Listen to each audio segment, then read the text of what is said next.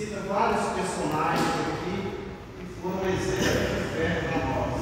Quando ele adentra no capítulo número 12, ele diz: portanto, nós estamos cercados por tão grande número de testemunha. Ele está dizendo que todos esses personagens que ele mencionou no capítulo 11, no capítulo 12, ele vem fazer a conclusão. Portanto, nós estamos rodeados de tão grande número de testemunha. Nós aprendemos que essa número de testemunha é as pessoas que nos servem, os nossos vizinhos, nossos colegas de trabalho, mas enquanto na verdade essa número de testemunha são os personagens do capítulo número 11. E ele diz: ora, a fé é o firme fundamento das coisas que espera e a prova das coisas que se não vê.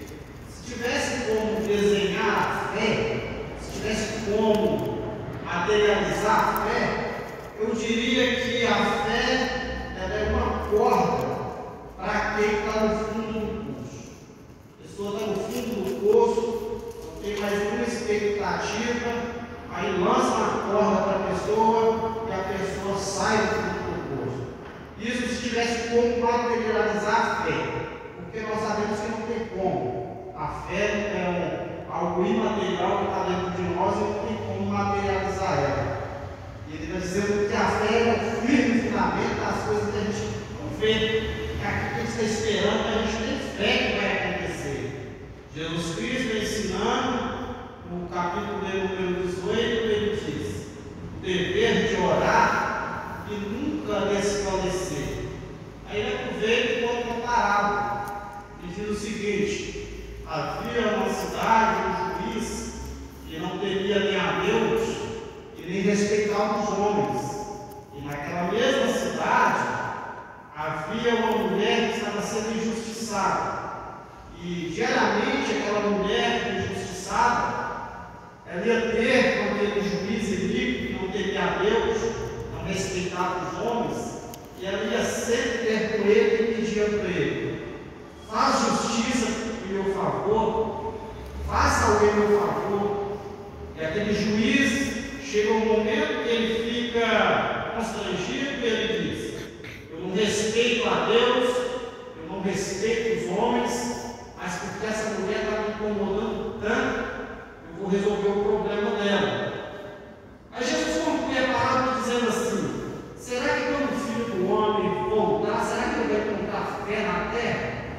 Uma pergunta que Jesus faz e que nós também precisamos fazer essa pergunta. Será que quando o Filho do Homem voltar, será que ele vai encontrar fé na terra? Eu acredito que na igreja do Vila Beijo ele vai encontrar pessoas cheias de fé, pessoas que estão caminhando com o coração cheio de fé até o dia que Jesus voltar. Lucas capítulo número 5, Pedro pesca a noite toda e não consegue apanhar nada. Quando amanhece o dia, ele presta o seu barco para Jesus Cristo, para Jesus pregar a palavra de Deus. E Jesus fala para ele: afasta um pouco da terra e vamos para o mar alto e lança as redes. Aí Pedro diz: nós pescamos a noite toda e não apanhamos nada. Mas porque o Senhor está mandando, eu vou lançar as redes. É interessante que ele fala assim: nós trabalhamos a noite toda e nada apanhamos. Mas ele fala assim: eu vou lançar a rede. Observe que o trabalhar a noite toda está no plural, mas ele fala no singular: eu vou lançar as redes. Se o seu colega de trabalho não tem fé, você tem que ter fé. O que ele está dizendo é isso: eu dependo da fé dos meus colegas de trabalho que me ajudou a pescar durante a noite. Eu vou lançar as redes baseado na minha fé, na minha convicção. É o mesmo que aconteceu lá em Atos 3. O paralítico é colocado na porta do templo Formosa e ele diz: nós não temos nem ouro nem prata, mas o que eu tenho eu te dou. Ele não toma a opinião de João, ele fala: o que eu tenho eu te dou. Então a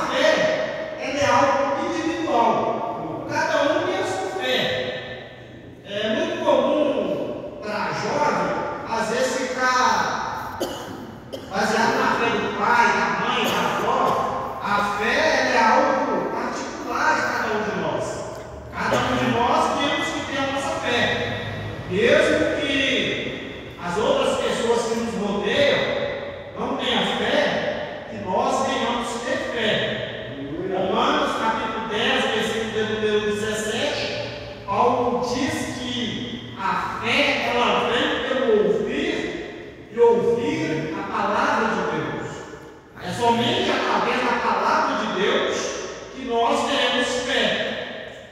Não é ouvindo filosofia, palavra para massagear o nosso ego, não vai gerar fé.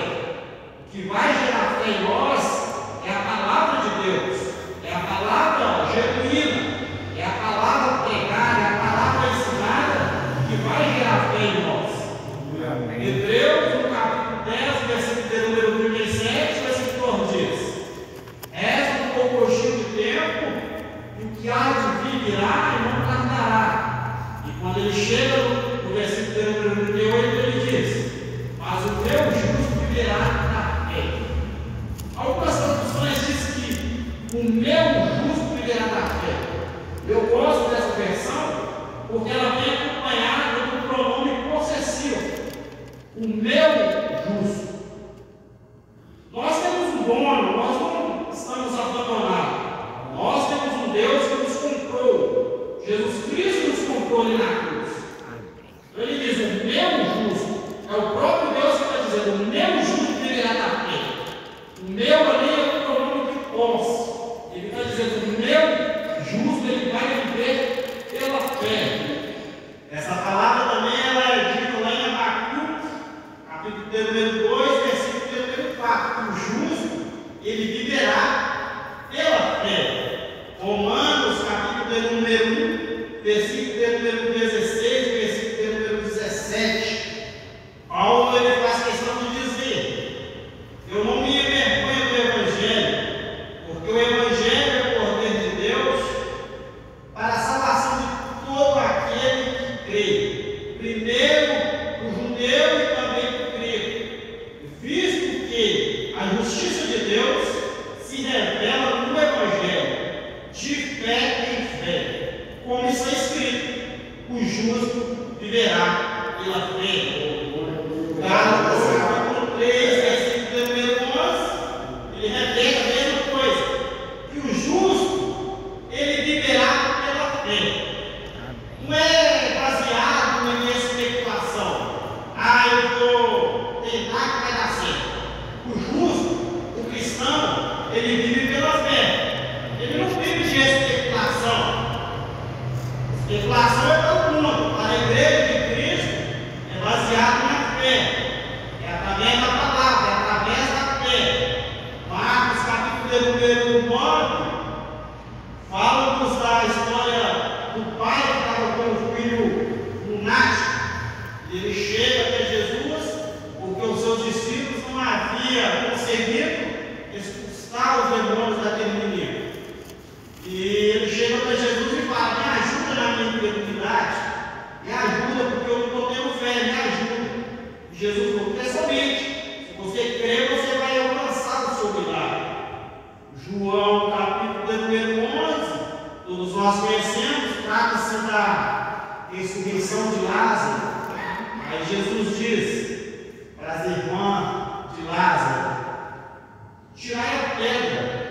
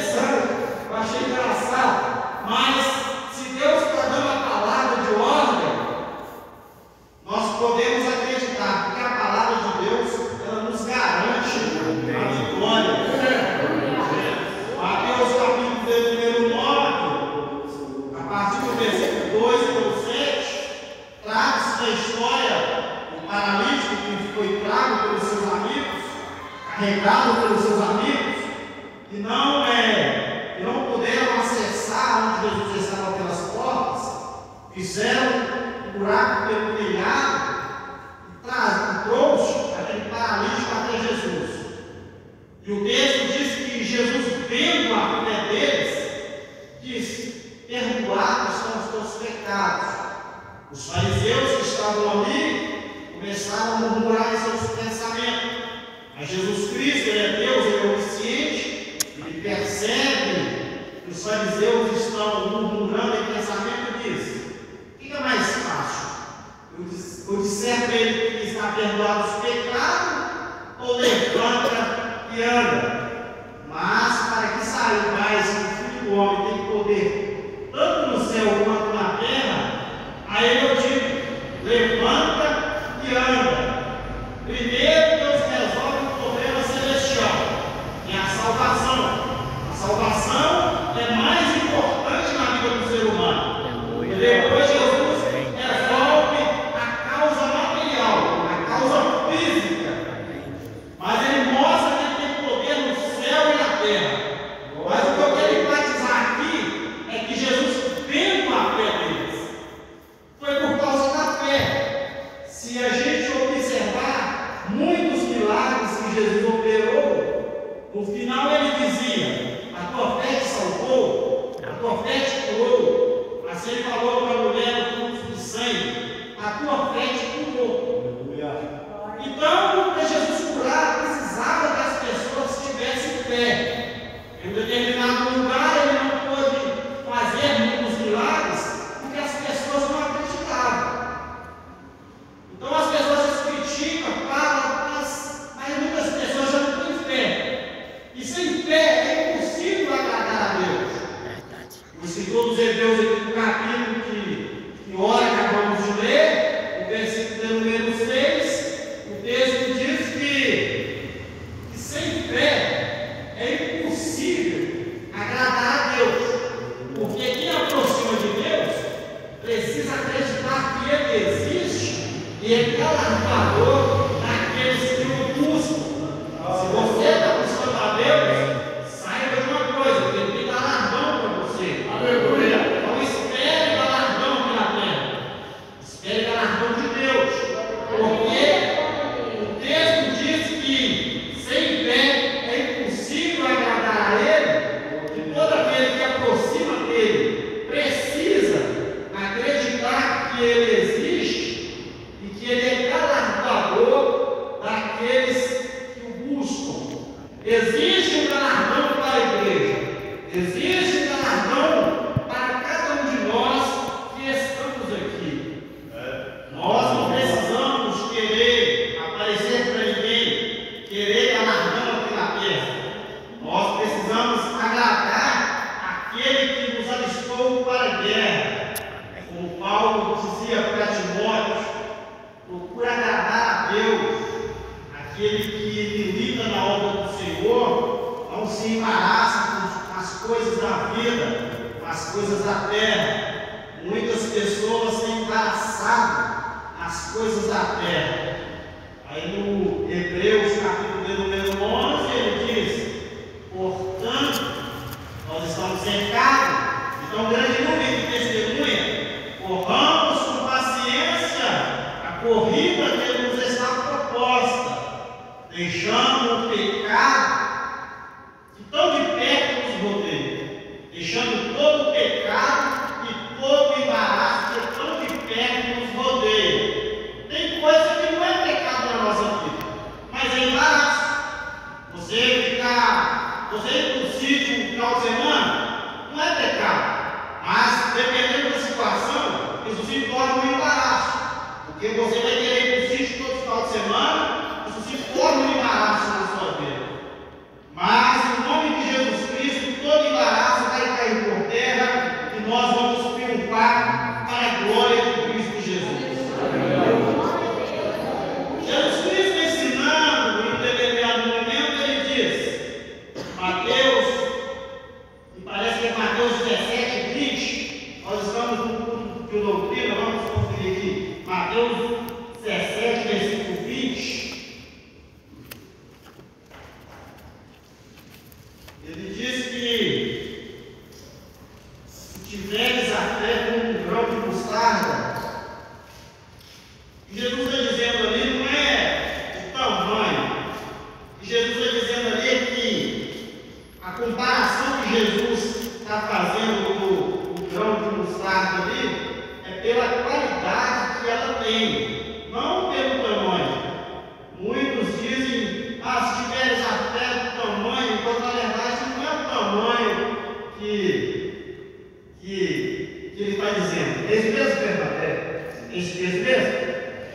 Mateus 17:20, ele fala do grão de mostarda. Ele não está fazendo a comparação, ele não é por causa do tamanho, porque o grão de mostarda é pequeno. Jesus seria contraditório se fosse pelo tamanho, porque quando Pedro tentou andar sobre as águas e afundou, ele disse: homem de pequena fé. Então Jesus não está aprovando ali uma fé pequena. O que Jesus está dizendo ali é que o grão de mostarda é uma semente que ela germina em qualquer situação, em qualquer circunstância. O grão de mostarda ela germina. Assim também é a fé do cristão. Ela precisa germinar em qualquer situação. O profeta Abacuque, no capítulo número 3, o versículo número 17, ele diz: ainda que a figueira não floresça, eu me esperarei no Senhor. É circunstância. Ele usa o advérbio de tempo ainda traz a ideia de algo que passa, algo passageiro. Ainda que a figueira não floresça, eu esperarei no Senhor. Nós também precisamos ter essa mesma convicção. Ainda que as coisas não estejam favoráveis, nós precisamos continuar esperando no Senhor. Como diz o Salmo 40, esperei com paciência no Senhor e ele ouviu o meu clamor. É interessante que o salmista ele diz: eu esperei com paciência e ouvi o meu clamor. Ele não esperou de boca fechada, ele esperou clamando, ele esperou orando. Não é para estar esperando cair do céu e não orar, não fazer nada. Ele tinha que esperar e clamar, igual o salmista fez. Esperar e clamar ao Senhor. Segundo os Coríntios 4, a partir do versículo 16. O apóstolo Paulo ele diz: ainda que o nosso homem exterior se corrompa, o nosso homem interior, quer dizer, o nosso espírito, ele vai se renovando dia após dia. Aí ele diz: porque a nossa leve e momentânea tribulação produz para nós um peso eterno de vitória. Aí ele conclui no versículo 17 dizendo: por isso não fixamos os olhos naquilo que se vê, porque o que se vê é temporal, e o que não se vê é eterno. Isso é a concordância com o versículo que nós estamos apreciando aqui nessa noite. A fé é o firme fundamento daquilo que você não vê. É o que Paulo está dizendo aqui também. Que nós não fixar o olho naquilo que se vê, porque o que se vê é temporal, e o que não se vê é eterno. Nós não tivemos o privilégio ainda de ver o céu, mas o céu ele é eterno. Paulo ele nos dá essa garantia. Ele fala ali, me parece que é segundo Coríntios 12, ele diz: eu conheço um homem que do corpo ou fora do corpo foi levado até o terceiro céu, e ali viu coisas que não é lícito falar aos homens. Paulo teve esse privilégio, e ele registra isso para nós. E ele diz: para que eu não me gloriasse, foi me posto o espinho na carne. O que é que Paulo ganhou com isso? Espinho na carne, para que ele não ficasse vaidoso.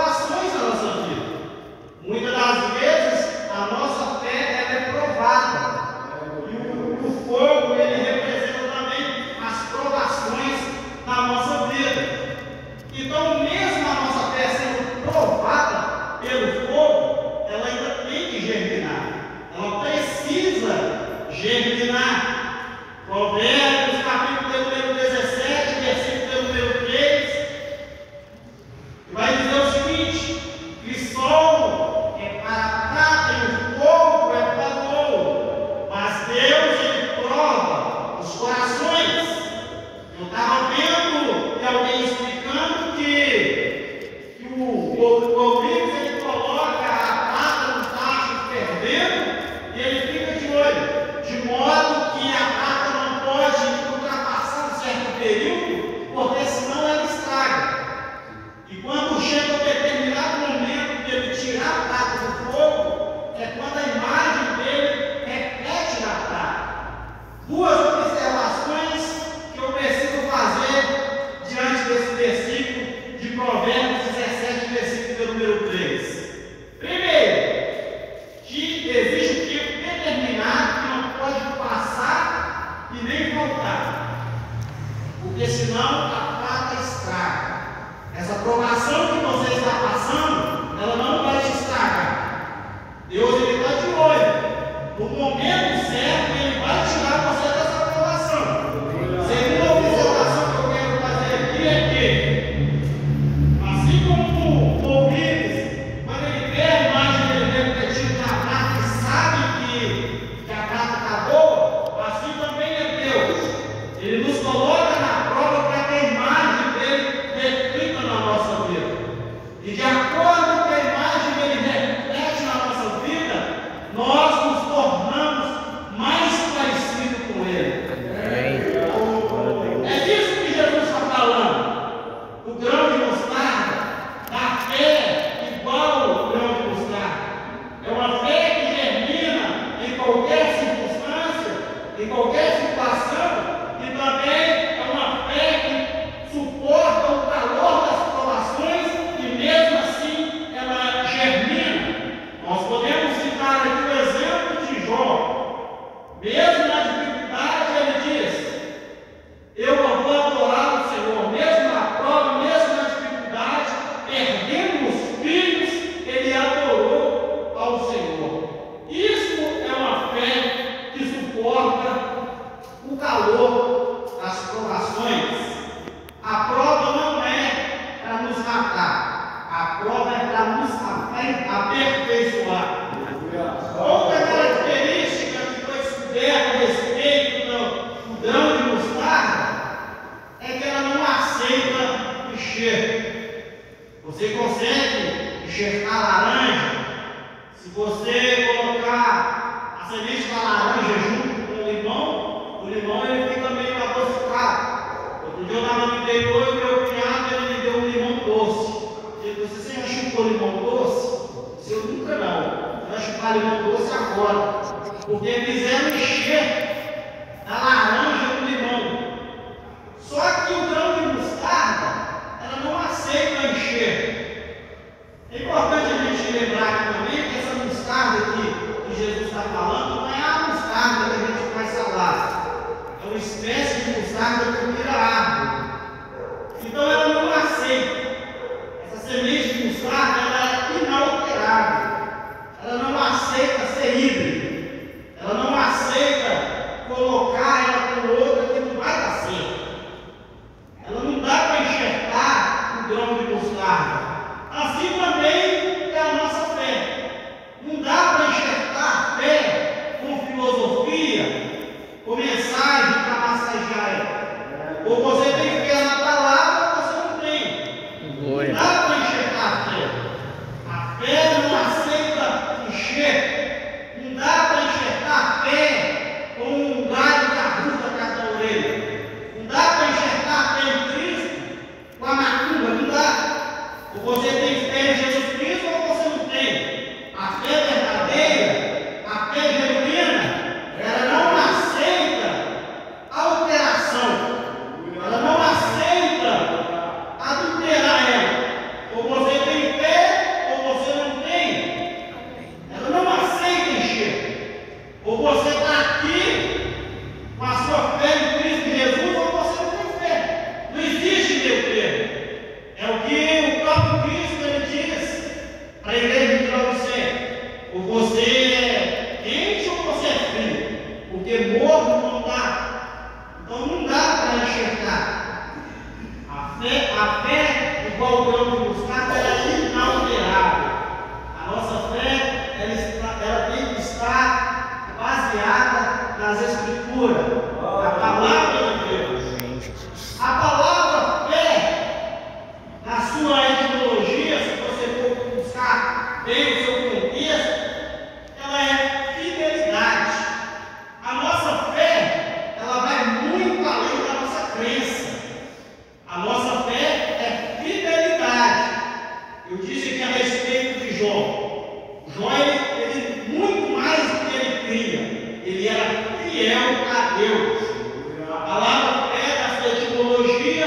ela traz essa colocação de fé, de fidelidade, apesar das circunstâncias, apesar das dificuldades, você permanece fiel a Deus.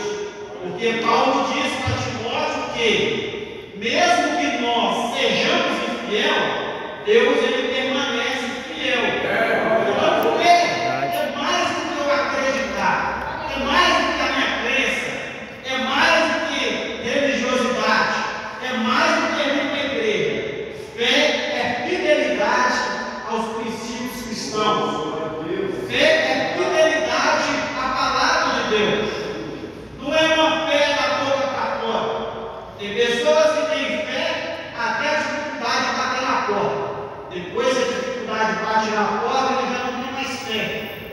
Ele já se anima, fica preocupado. Eu não estou dizendo que é comum a gente ficar preocupado. Mas se nós temos fé, nós permanecemos firmes. Como diz Mateus 7:24, aquele que ouve as minhas palavras e as pratica, compará-lo-ei ao homem que construiu a casa na rocha. Veio a tempestade e a chuva, veio os ventos, e a casa permaneceu firme, porque estava alicerçada na rocha. Em contrapartida, outro homem construiu a sua casa na areia, veio as mesmas dificuldades, as mesmas circunstâncias, mas o segredo estava no alicerce.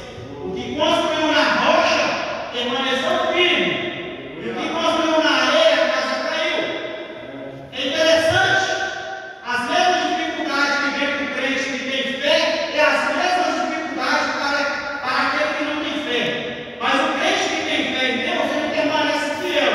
E o crente que não tem fé, ele murmura, ele para a mão da igreja, ele para a mão do pastor, ele desanima. Mas o crente que é fiel a Deus, que tem a fé genuína em Jesus Cristo, ele não importa com a situação, ele permanece caminhando, assim como esse homem que construiu a casa na rocha. A palavra fé também, ela vem do grego que significa estabelecer harmonia, sintonia, consonância. Você precisa construir uma harmonia, uma sintonia, uma consonância com Deus, com Jesus Cristo. A fé ela traz essa ideia de harmonia, de sintonia, de consonância. Sem a sintonia pode até haver crença, mas não há fé. Sem a sintonia pode haver crença, mas não há fé.